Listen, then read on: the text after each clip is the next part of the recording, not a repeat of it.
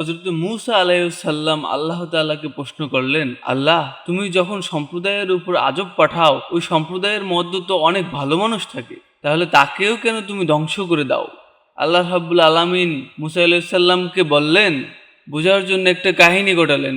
একবার হযরত মূসা আলাইহিস সালাম হেঁটে যাচ্ছিলেন, হঠাৎ তার পায়ের মধ্যে একটা লাল পিঁপড়া কামড় দিল।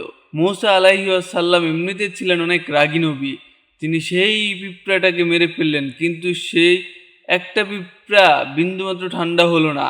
এরপর তিনি তাকিয়ে দেখেন একটু সামনেই লাল পিঁপড়ার বাসা, সেখানে অনেক পিঁপড়া আছে।